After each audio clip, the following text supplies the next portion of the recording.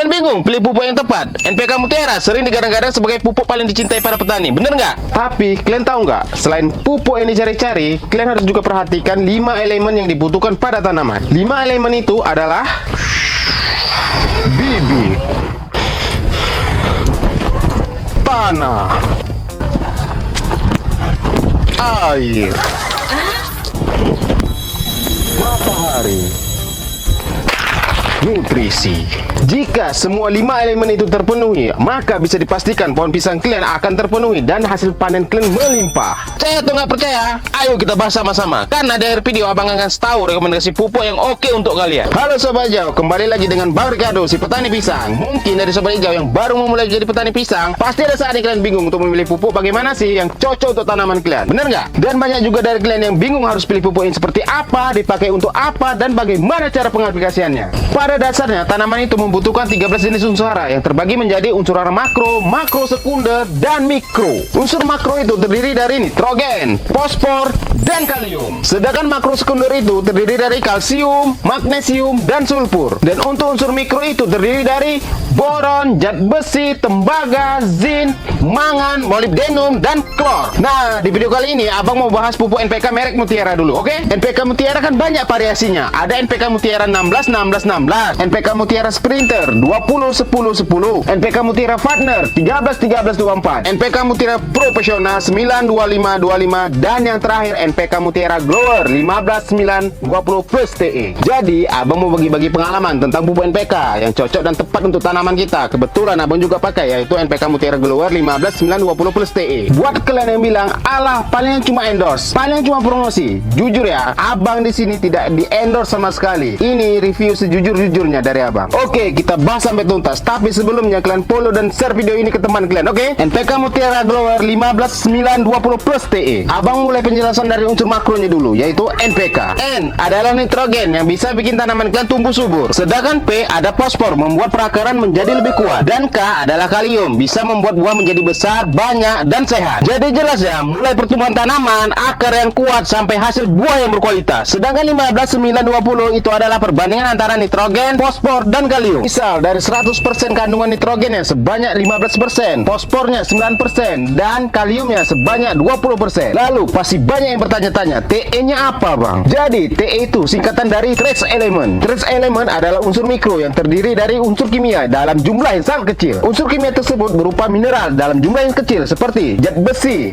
zinc, tembaga, mangan, dan yodium. Jadi, adanya TE atau unsur mikro tanaman dapat memaksimalkan potensi pertumbuhannya dan menghasilkan buah yang berkualitas. Kalau kalian bandingkan dengan unsur makro seperti nitrogen, fosfor, dan kalium, unsur mikro ini hanya diperlukan dalam jumlah yang sangat sedikit. Walaupun sedikit, unsur mikro sangat penting untuk tanaman karena berfungsi untuk: yang pertama, membantu proses metabolisme tanaman. Yang kedua, meningkatkan daya tahan tanaman terhadap penyakit. Yang ketiga, meningkatkan hasil kualitas panen. Kalau tanaman kena kekurangan unsur mikro, dapat menyebabkan: yang pertama, klorosis, daun kuning pucat. Yang kedua, nekrosis, jaringan tanaman mati. Yang ketiga, pertumbuhan terhambat. Dan yang terakhir, kualitas buah dan biji menurun. Makanya penting juga unsur mikro untuk menjaga pertumbuhan tanaman agar lebih maksimal. Kalau kandungannya sama aja dengan pupuk NPK pada umumnya, namanya juga NPK, berarti nitrogen, fosfor, dan kalium. Mungkin dari tiap pupuknya perbandingan NPK-nya aja yang berbeda-beda. Misal dari pupuk NPK ini ada banyak versi perbandingan unsur-unsur tiap kemasannya. Mulai dari NPK Mutiara 16, 16, 16, NPK-nya sama, nitrogen, fosfor, dan kalium. Bukan singkatan dari nih punya kamu bro. Dan yang dimaksud 16, 16, 16 itu dari 100% dalam kemasannya perbandingan nitrogen, fosfor, kaliumnya sama-sama 16%. Sedangkan NPK Mutiara Sprinter 20, 10, 10 dari 100 perbandingan nitrogennya 20%, fosfor dan kaliumnya sama-sama 10%. Jadi beda kemasan, beda juga perbandingan kandungan tiap kemasan. Pada dasarnya dari banyaknya tanaman, hampir rata-rata semua tanaman membutuhkan kalium. Kenapa? Karena kalium sangat berperan penting untuk menghasilkan buah yang diinginkan.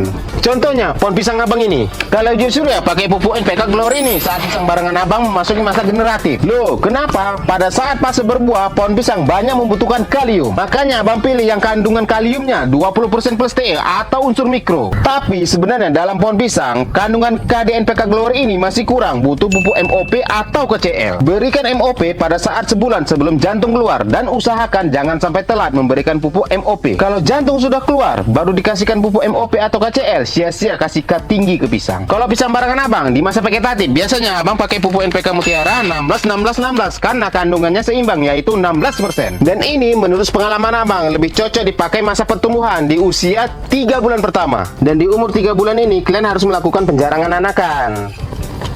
Karena kalau umur segitu kalian biarkan anakan tumbuh, takutnya indukan sama anakan bisa rebutan nutrisi. Kalian boleh pelihara anakan, tapi ingat usia indukan 4 atau 5 bulan dan indukan hanya menyisakan 1 anakan.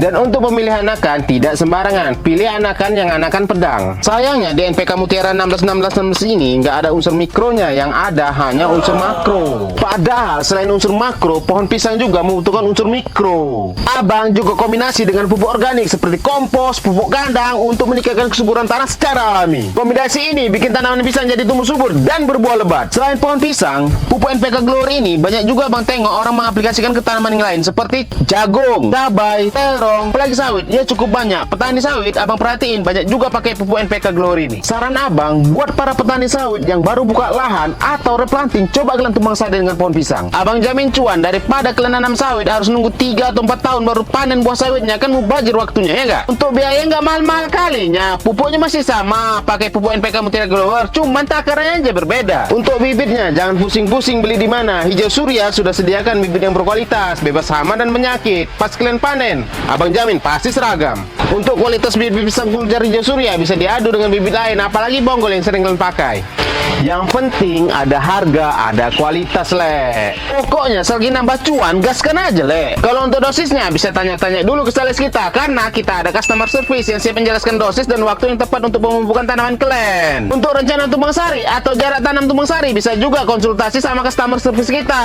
Dan untuk harga pupuk NPK Mutiara Glory, harganya yang oke lah. Biasanya abang beli di sini kisaran seharga 770.000 per goni 50 kilo. Kalau menurut kalian kemahalan, tapi mau coba-coba, ada juga kemasan kecil untuk uji coba dulu ke lahan kalian. Karena terkadang pupuk NPK Glory ini tidak cocok di tanah tertentu. Kalian bisa tanya-tanya di toko pertanian dekat rumah kalian, atau enggak beli online juga bisa. Yang penting tetap hati-hati karena waktu lalu ada beredar pupuk palsu bang dengar. Jadi tetap hati-hati juga untuk keaslian pupuknya dan uji coba dulu ke lahan kecil kalian. Untuk pengaplikasian pupuk NPK Glory ini sebenarnya udah ada di kemasan dan udah cukup oke menurut abang. Tapi kalau untuk pisang abang sendiri, ya seperti abang bilang tadi, ada waktu dan takaran yang abang tentukan sendiri.